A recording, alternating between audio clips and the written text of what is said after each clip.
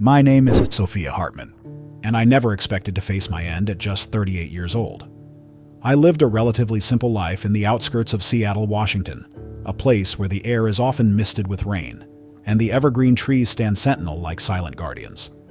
My home was modest, nestled in a quiet neighborhood, where I lived with my husband, Ethan, and our 2 children. Ethan was my anchor, steadfast, endlessly patient, and always there even in my messiest moments. Our kids, Olivia, 12, and Jack, 7, filled our lives with their laughter and chaos. Olivia, ever the dreamer, loved to sketch fantastical creatures, while Jack, all boundless energy and endless questions, was constantly inventing new games to play. I was a high school history teacher, a job that required both my heart and my mind. There's something profoundly rewarding about watching teenagers wrestle with the lessons of the past, seeing them piece together how history shapes our present. My days were full: lesson plans, grading, pep talks to reluctant students, and I thrived on the busyness of it all. But in truth, I was often so consumed by my daily routine that I rarely stopped to reflect on the bigger picture. Faith was a quiet thread running through my life, but not a prominent one. My parents, more spiritual wanderers than churchgoers, had left me to find my own path. I prayed occasionally, usually in moments of crisis or gratitude, but I kept my questions about God and purpose at a distance. Faith for me was like a shadow, always present but rarely noticed. My days followed a predictable rhythm, one I rarely questioned. Mornings were a rush of cereal bowls, clattering, misplaced shoes, and hurried hugs before school drop-offs. Evenings were a blur of homework help, bedtime stories, and stolen moments of quiet after the kids were asleep. It wasn't perfect, but it was our life, and I thought it would go on like that indefinitely. If I had known what was coming, maybe I would have done things differently, prayed more, lingered longer over those bedtime stories, hugged Ethan just a little tighter. The day it all changed began like any other. My alarm jarred me awake before dawn, and I stumbled into the kitchen to find Ethan already brewing coffee. He always loved the calm of early mornings, a calm that eluded me as I scrambled to get the kids ready. Olivia was at the table sketching, while Jack was, as usual, a bundle of resistance wrapped in a blanket. Breakfast was the usual controlled chaos, Ethan cooking scrambled eggs, while Jack attempted to sneak an extra scoop of peanut butter onto his toast.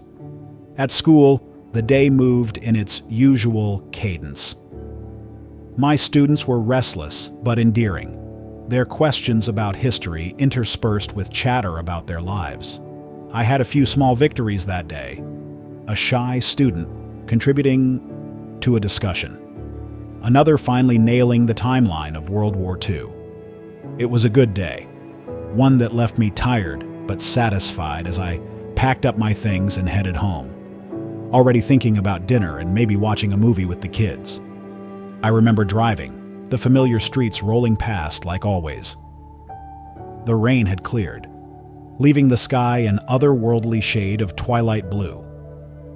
I was humming along to the radio, mentally debating whether to stop at the market for milk. I glanced at the clock and thought about how ordinary everything felt, how safe. And then, it happened. One moment I was cruising along the quiet suburban road. The next I was engulfed in chaos. A flash of headlights appeared from nowhere, piercing and blinding. There was no time to react.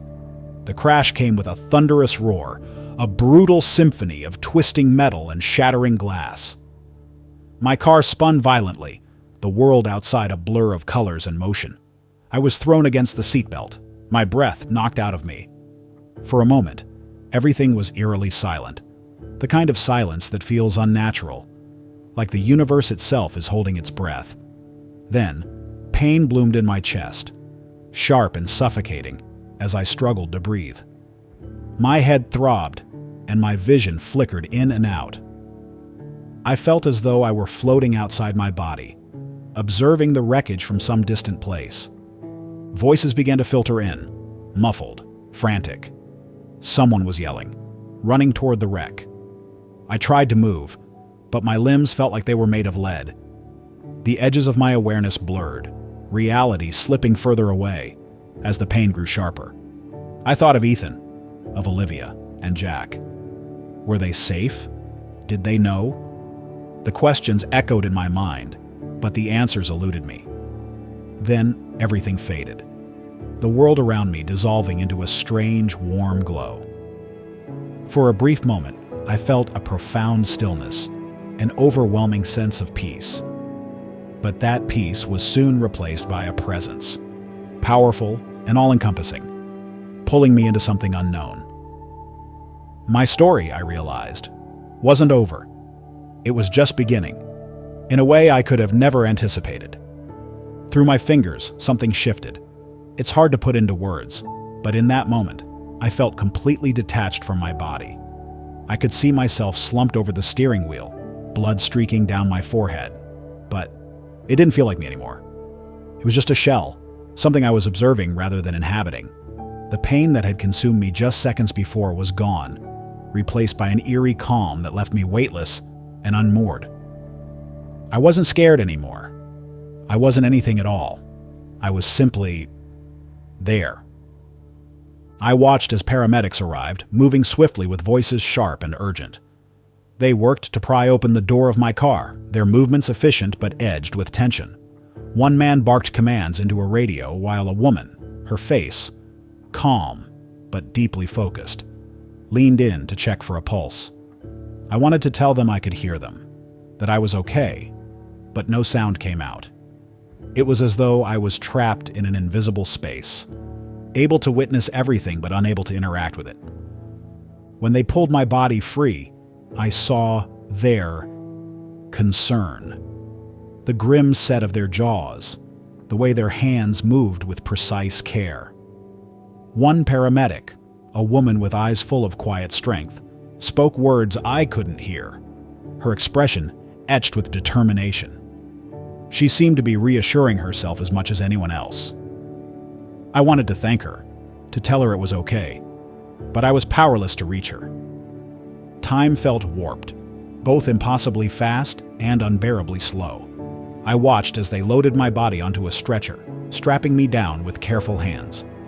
The flashing lights of the ambulance painted the scene in ghostly hues of red and blue, and I felt a pang of sorrow, not for myself, but for Ethan, Olivia, and Jack. My family. The thought of them at home, waiting, not knowing, pierced through my strange detachment, and for the first time, I felt the weight of everything slipping away.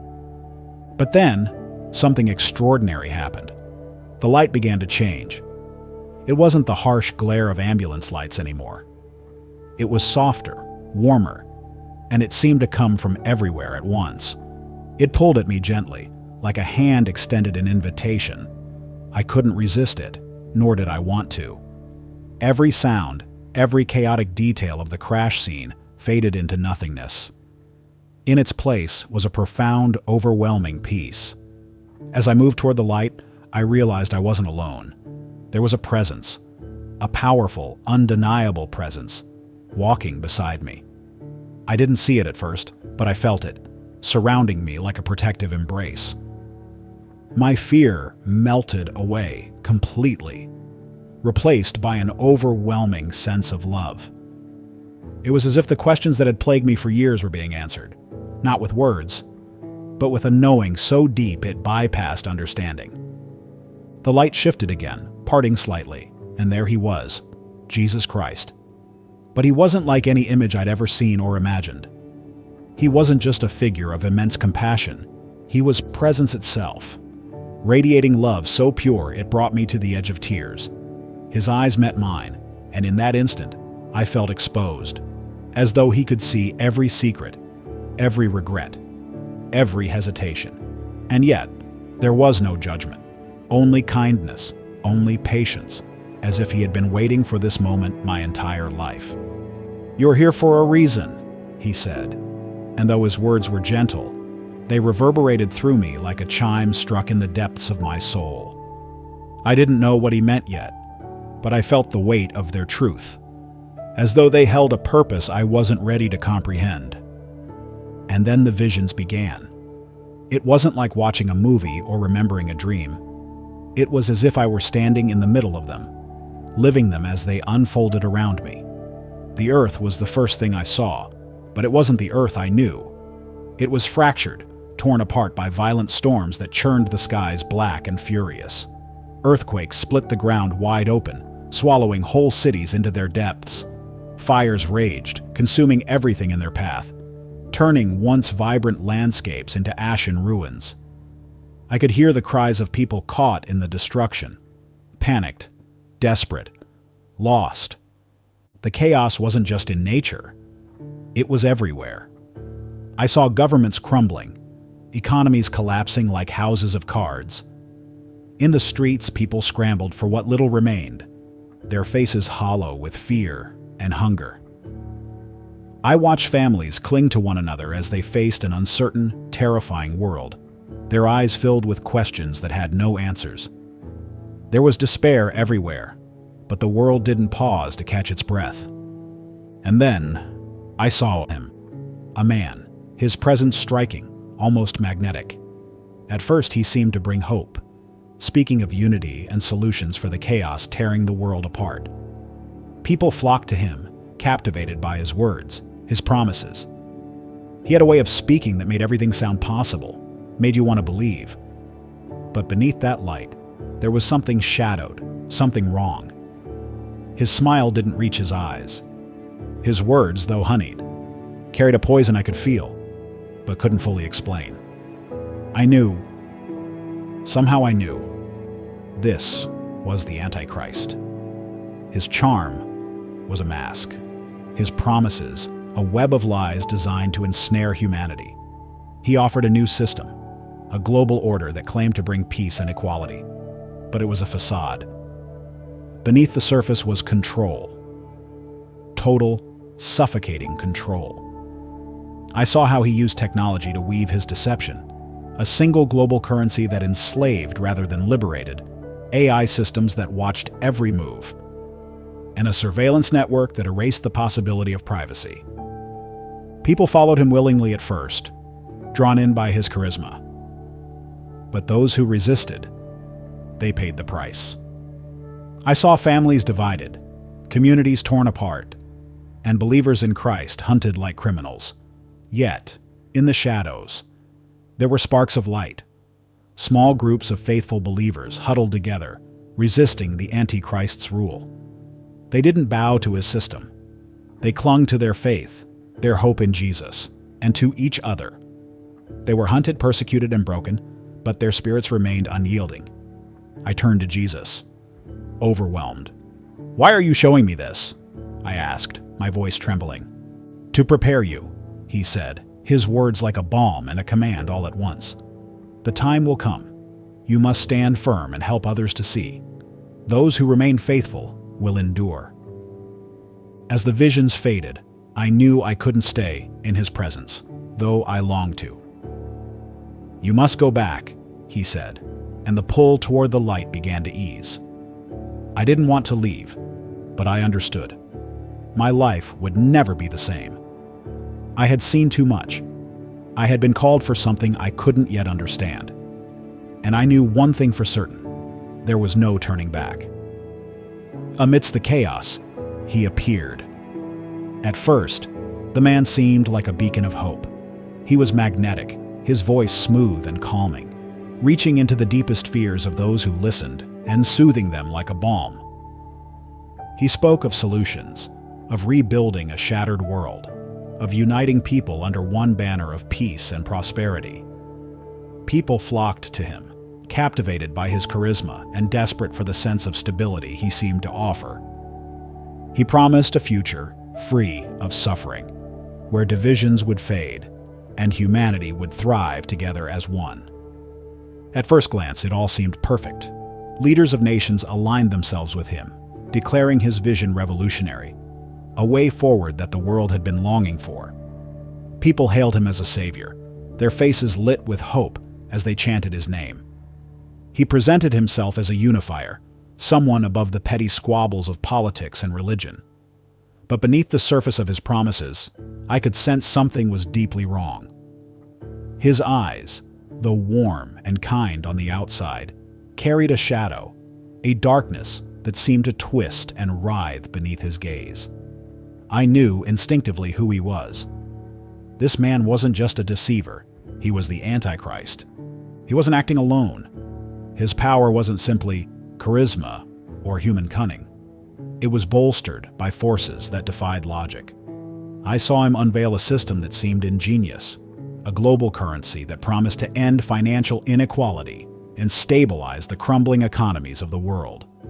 Everything was digital, seamless, efficient. But it wasn't just a tool, it was a chain. Controlled entirely by him, access to this system became the key to survival. Without it, people couldn't buy food, pay for medicine, or even live. It enslaved rather than liberated. He wielded technology with terrifying precision.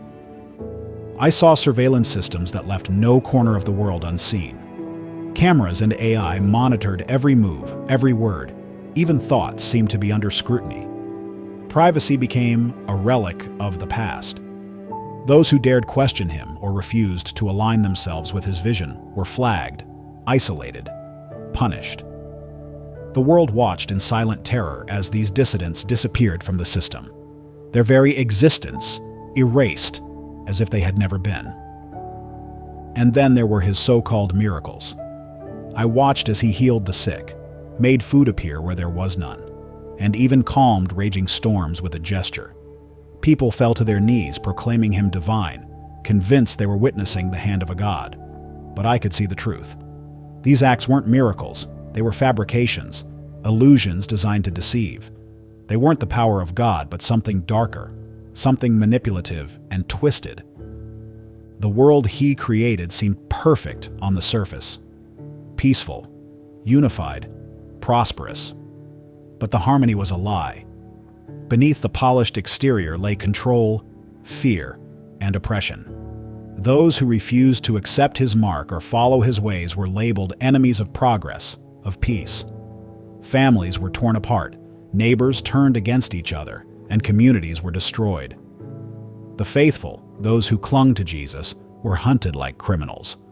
They were arrested, tortured, even killed. Yet, even in this darkness, there was light. I saw them, the faithful few. Small groups of believers scattered and hidden, refusing to bow to the Antichrist. They gathered in secret, praying together, sharing the little they had, and holding fast to the promises of Jesus. They were ordinary people, parents, children, laborers, not warriors or scholars. But their faith was extraordinary. Their courage shone like a flame in the night, unwavering and defiant against the overwhelming tide of evil. They didn't fight with weapons or anger. They fought with love, prayer, and truth. Their communities were small, fragile even, but their faith made them unbreakable. As I watched, I felt the urgency in Jesus' voice echo in my heart. "The deception will be great, but my truth is greater," he said. "Many will be led astray, but those who seek me will find me. Stand firm and do not be afraid." His words were like a lifeline, grounding me even as the weight of what I had seen threatened to overwhelm me.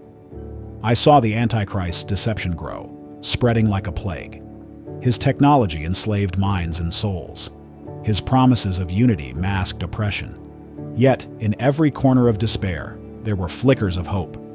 Those small groups of believers, their prayers rising like a chorus against the darkness. They trusted Jesus completely, and their trust gave them strength beyond measure. "How will they know?" I asked Jesus, my voice trembling. "How will they see the truth when everything looks so convincing?" His gaze met mine, filled with unshakable love and resolve. "They will know if they know me," he said. "My sheep hear my voice, and they follow me. The enemy's lies cannot stand against my word. Teach them to remain in me, to trust me above all else." His words carried weight, a profound invitation to build faith not on appearances, but on a relationship with him. It wasn't about knowing every detail of what was coming, but knowing him so deeply that his truth would shine brighter than any deception. Jesus showed me more signs: the rise of a global system, the erosion of privacy under the guise of security, the worship of technology as humanity's savior. But he also showed me the resilience of the faithful, how they would endure, through love, through his Spirit. They weren't alone, even in their darkest moments. He was with them, guiding them, sustaining them. "Tell them," Jesus said, his voice steady but filled with urgency. "Tell them to prepare, not in fear, but in faith. Teach them to seek me now, while there is still time. When the storms come, they will not be shaken." I nodded, tears streaming down my face. The weight of his call was heavy, but his presence gave me strength. I didn't have to do this alone. None of us did. The light began to shift, and I felt myself being drawn back. I didn't want to leave, but I understood. My purpose wasn't finished. Jesus' words rang in my heart, a charge to carry forward, to share the truth, to prepare others for what was to come, and to remind them that in him there was always hope, even in the darkest of times. I understood my work wasn't done. "You must go back," Jesus said, his voice filled with love. "But remember, I am always with you. Be strong and courageous. My grace is sufficient. Trust in me, and you will not fall." Stop. The next thing I knew, I was back in my body. The return felt like being pulled from an infinite expanse into a world too small to hold what I had experienced. The first thing I noticed was the steady beep of machines and the sterile brightness of a hospital room. A nurse leaned over me, her face a mixture of shock and amazement. "Sophia," she whispered, "you're awake." The crash flooded back, metal twisting, the moment I saw my body being pulled from the wreckage. Before I could process it, Ethan burst into the room. Tears streamed down his face as he grabbed my hand. "You're alive," he choked out. His relief was overwhelming, and though I could barely speak, I managed to croak, "I'm here." Later, the doctors came. "You suffered catastrophic injuries," one said, "but your survival is extraordinary. Your heart stopped twice during surgery. This is a miracle." The word hung heavy in the air, its truth resonating in my soul. I wanted to tell them what I had seen, the light, the presence of Jesus, but the words felt too sacred, too immense to share just yet. Recovery was slow but profound. Though my body felt weak, my spirit was stronger than ever. As I lay in that hospital bed, I replayed every moment of what had happened. The visions of Jesus, the warnings of the future, and the hope he left me with. I knew this wasn't just a second chance at life. It was a calling. When I finally shared the story with Ethan, his faith in me gave me courage. "I believe you," he said simply, his eyes wide with wonder.